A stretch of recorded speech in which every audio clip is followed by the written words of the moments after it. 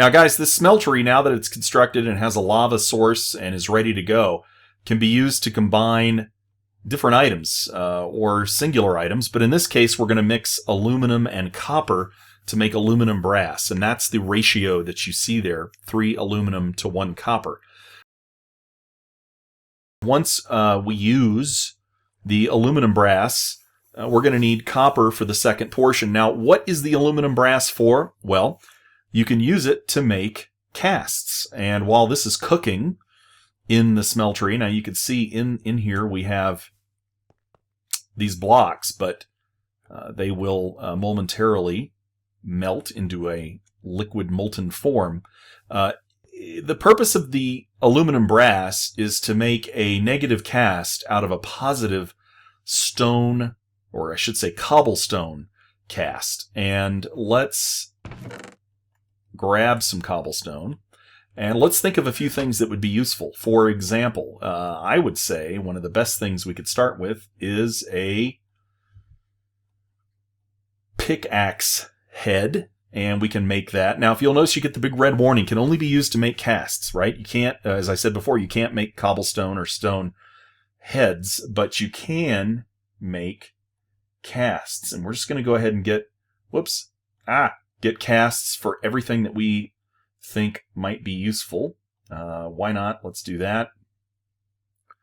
Oh, we're going to get a shard as well, which can add up to little bits and pieces, which can then be converted into bigger and bigger units.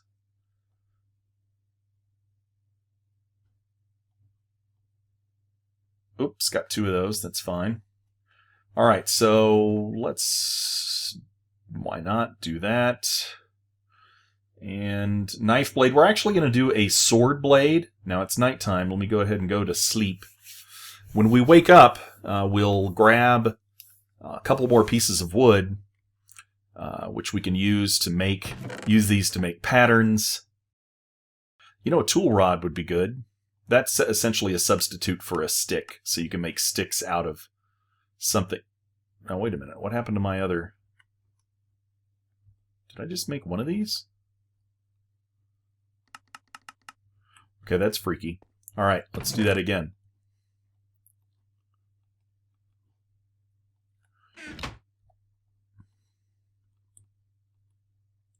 Oh, there they are. Okay. Whew, I wondered what happened there.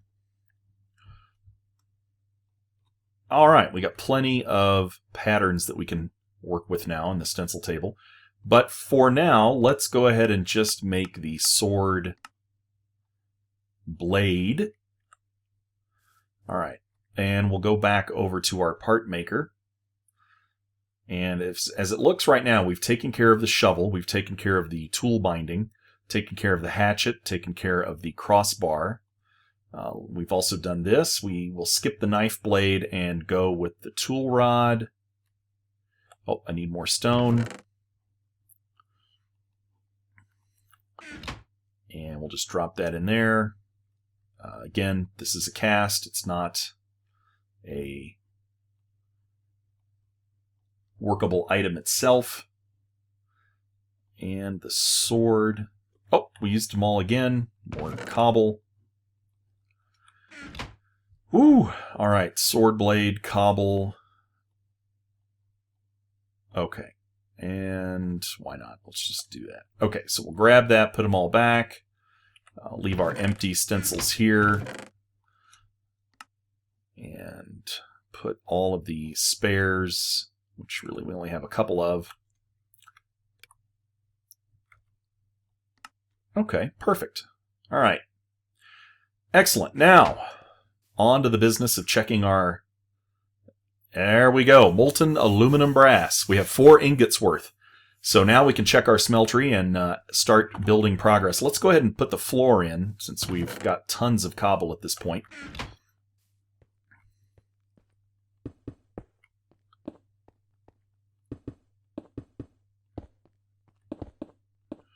And we have plenty of lava sources available to replace our lava as it gets consumed over time as a fuel source for the smeltery.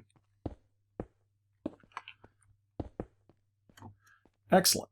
Also, you don't have to worry about falling in. It won't kill you.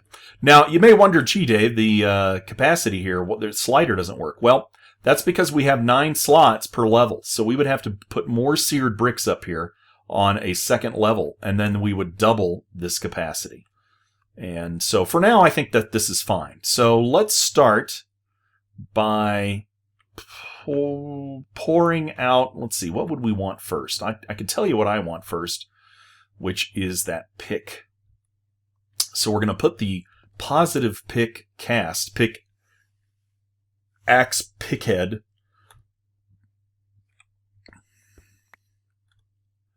Okay, pickaxe head. Thank you very much. So the positive cast right here of the pickaxe head, we are now going to pour an aluminum brass negative cast. Now, let's go check the level of our... See, we used an ingot. So basically you're talking 1 ingot per cast. So let's think of the next item that would be helpful. I would say a stone sword blade would be useful, along with a hatchet and shovel head. So let's do that. We'll just put these all down. Hopefully we can get 1, 2, 3, 4 ingots worth out of this. And I'm just going to put these up here as a reminder of what it is that I've built. And we'll put the sword blade down. Let it cool. There we go.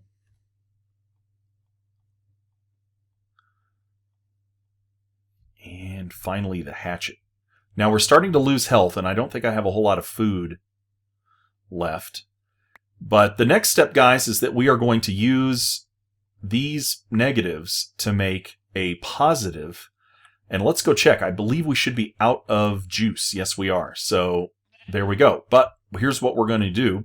Now that we've got the critical items that we need, we're going to build some examples using copper. So the next phase beyond flint and potentially bone, which we didn't use, but we could have, is the copper. Let's see. I don't know if I want to do... I'm going to be conservative about this, guys. I don't want to use too many here.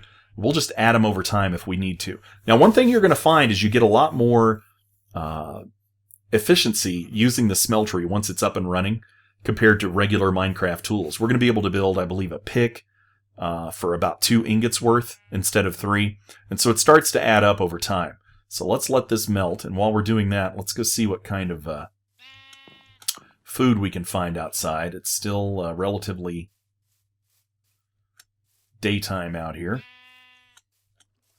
Let's go find some food. Now, once we get this copper pick, which is going to be critical, we will be able to level it up to be able to get iron after mining a little bit, just like we did before when you saw that experience bonus kick in. Oh, thorns. Not good. Don't want to eat thorns. Wait a minute. Come on, food. Okay, there's some food. Again, I'm trying to conserve animals because I really would like to farm them breed them in a efficient manner, and I want to have as large of a pool as possible to start with. So, and I don't want to have to travel very far to get them. As you guys have seen, even just one stray encounter with a mob can kill you because of the fact that they're really juiced up. They typically have bonuses, special attacks, increased defense, some sort of reason why you don't want to mess with them. And so again, defensive play, I think, is critical with Magic Farm 2.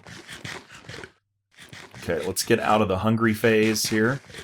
Oh, crap. Alright, let's check our armor.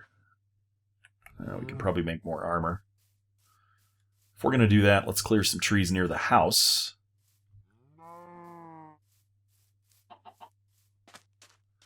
Check for a little more food on the way back. No, let's just clear this. Need 24 pieces of wood trunk. Raw wood, if you will. Ah, the old apple tree. Use the hatchet to speed this process up.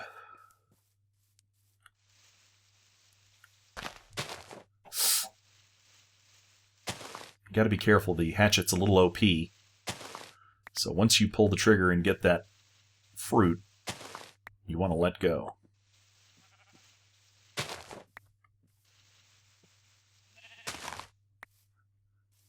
All right. Floating trees are no good.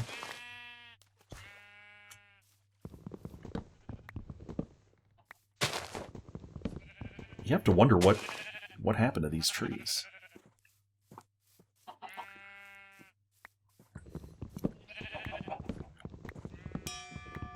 Woo! Alright, so now we've got an improved hatchet, an improved pick, and an improved shovel.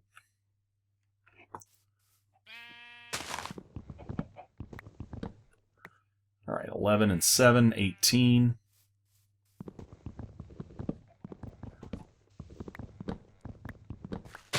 Okay, this will do it, guys. We should have 24 wood blocks. Okay, now our aluminum should be ready to go. I think I'll go ahead and make a door for this.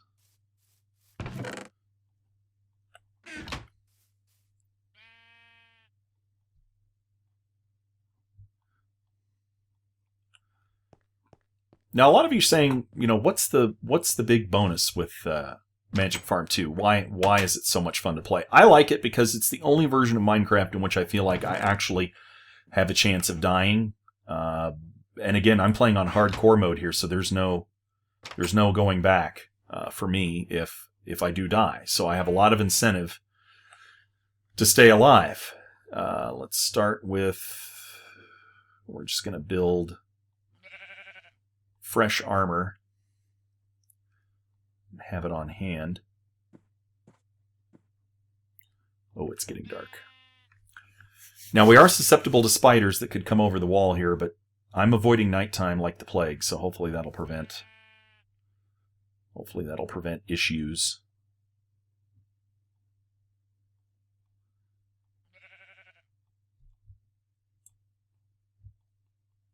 Okay. Excellent. One thing that you guys may have just seen there, let me just show you an example of something that we can make from Tinker's Construct that's helpful. Once we kind of build a more proper base, we're going to start building barricades, which are like single blocks. Oh, don't look. Okay, this guy's going to kill us.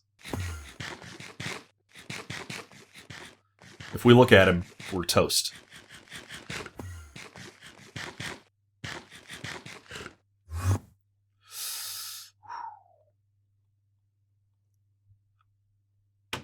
Okay, let's try not to do that. All right, so we have our ingots of molten copper. We've already built a couple of, let's see, 2 ingots of molten copper. All right, so let's decide. What do we want to build first? I would say we'll build this. Now, this is a positive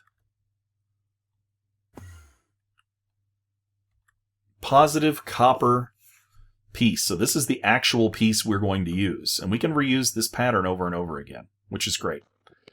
Let's do that. Well, that Enderman is going to get annoying. The next most important thing is probably going to be a hatchet and a sword blade. So let's go ahead. We're basically going to be at the copper level going forward. All right. So we'll put that here. We'll put this here just as a reminder that we built it. And finally, if we have any left, let's see. Oh, we didn't. So we used 2 ingots, but we were able to build. Now, think about this. In Minecraft, building a hatchet and an axe and a pick would cost 6 of whatever, iron, whatever you're going to use it for. 6 of whatever you're going to use to build it. In this case, we built it with, if I remember correctly, 2 ingots. So that's not bad. Okay, let's go put in 3 more ingots. And we'll have to wait for that to melt. Oh, stupid Enderman.